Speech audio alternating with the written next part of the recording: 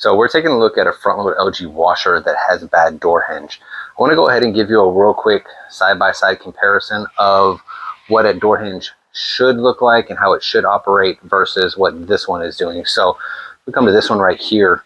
I'm going to open this up and you'll be able to see this is the hinge right here. So when the door is closed, the hinge actually tucks back into the machine. And as I open the door, the hinge comes out.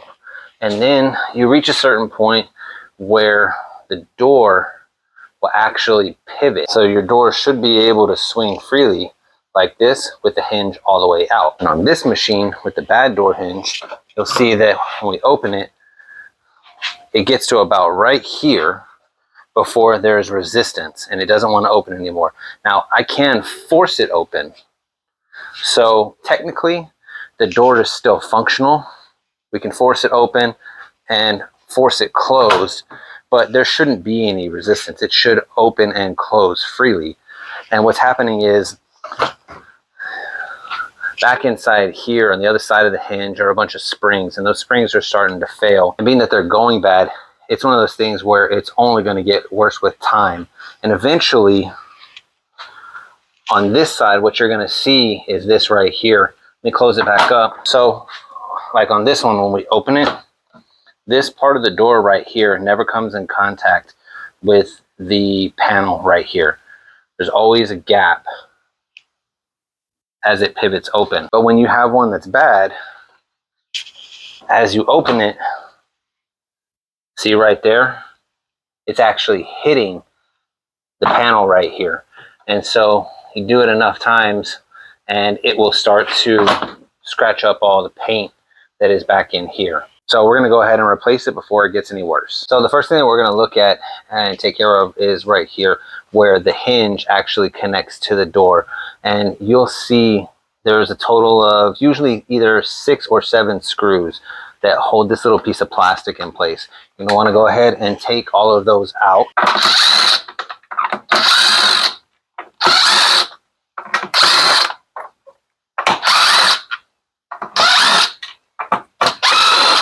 We're going to remove this plastic part right here. It might pop off easy. If it doesn't, you can take a flathead screwdriver and just kind of work it up underneath there. Pop it out like that. And then there are 2 screws that keep this all together. And it's going to be these 2 screws right here. This one and this one down here on the bottom. They both screw through a white piece of plastic. So we'll go ahead and take those out. You want to make sure though that you go ahead and grab the door by the handle right here and just kind of hold up on it while you unscrew these so that the door doesn't fall when you take the screws out.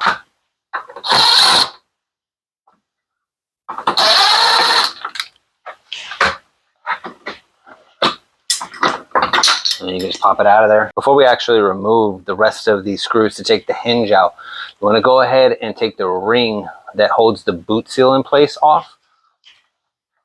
And that's going to be, pull this back right here, you should be able to see there's a little metal ring back in there. And all you want to do is take your flathead screwdriver, stick it up underneath that ring, and pull it out. Then go ahead and just kind of pull your boot seal back off of the frame of the door. And what you're trying to do is just make room for your hand to be able to come in here and grab the hinge once you unscrew all these screws. Now we can go ahead and take all these screws out. For this one, there are 6 screws, and each one of these is going to have a 10mm head on it. So I just use a 10mm socket. Yours will either more than likely have the 10mm socket or it'll have a Phillips bit, and it might not have 6 screws, it might have 7. It's just going to depend on your specific model.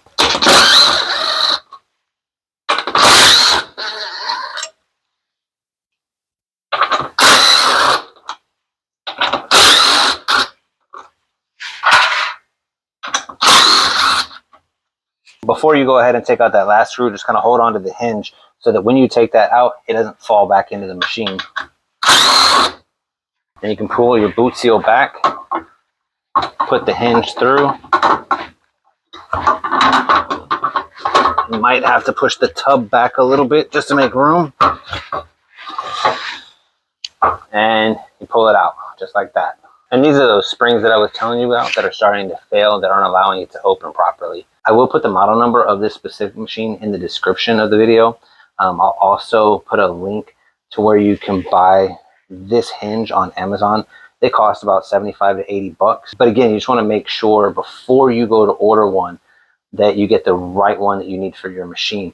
And the best way to do that is to go to Google and put in the model number for your machine and go to one of the appliance parts stores that pops up once you do that. And you can click on one of them, scroll through the list of parts, find the hinge.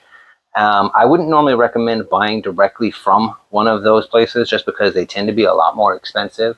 But what you can do is get the manufacturer part number for your hinge and then head over to Amazon and put that part number in and see if it comes up with a listing for your specific hinge. And then if so, you can order it. And if Amazon doesn't work for you, eBay is another good place to be able to buy stuff. Okay, so to put our hinge back on, you're just going to do everything that we did in reverse.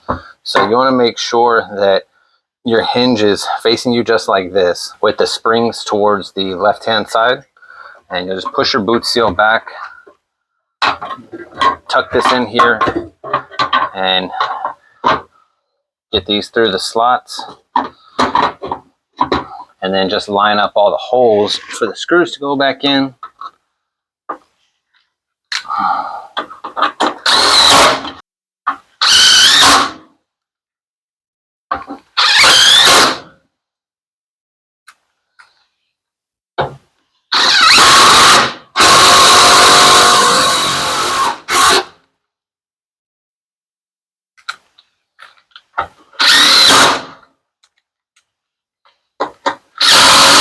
And you can go ahead and put your boot seal back on.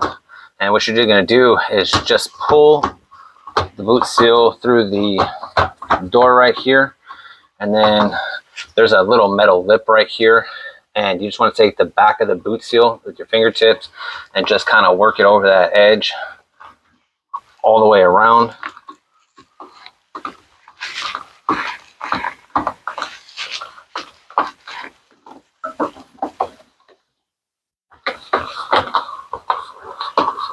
Once you feel like you've got it on there pretty good, just take your fingertips and go all the way around and make sure that it's flush.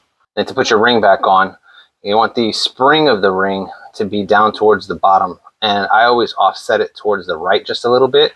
And this ring will actually go in the groove of the boot seal.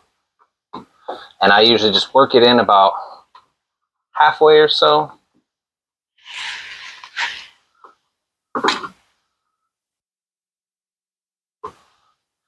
And then I'll take a pair of needle nose pliers and grab the left hand side of the spring and then just use my weight to push towards the left while I use my left hand to work the spring into place. And once you think you got it on there, just kind of double check, make sure that it is inside that groove all the way around. If you don't want to use a pair of needle nose pliers, they do sell a special tool on Amazon that makes this process a little bit easier.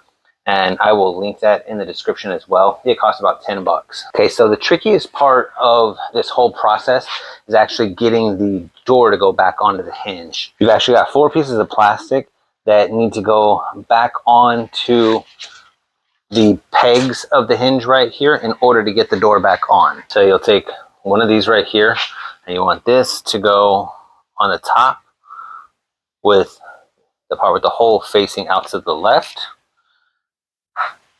Then you want to take one of these and it's going to go in here like that. And then this one, you're going to face like this and it's going to come from the bottom. And then this last one will go just like this on the top. And the tricky part is getting them to stay as you put the door back on. So it might actually help you to use 2 sets of hands if you have a partner that can help you with that. If not, just be patient, you'll get it. Now what we're trying to do is the 2 that are going to actually get screwed in are going to be the one on the bottom right here and the one on the top. So we have to make sure that this top piece goes in right here and this bottom piece goes in down here, and then that the holes line up so we can put the screws in.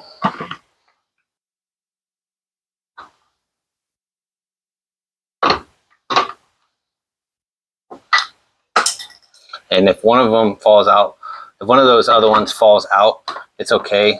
Go ahead and just get these two in place because these are the most important. And then you can kind of just slip this one back over where it's supposed to go. Make sure that you have your drill and your screw ready to go, unlike me. And then you can just screw this top one in.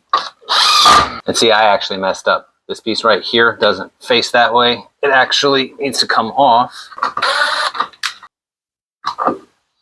And it goes like this, facing this way, like that. So both of these pieces that we're not screwing in right now will face going to the right.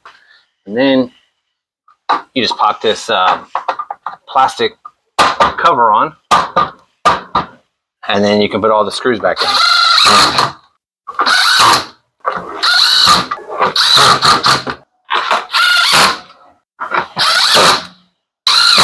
All right, that's all there is to it. Your new hinge is installed and your door is good to go.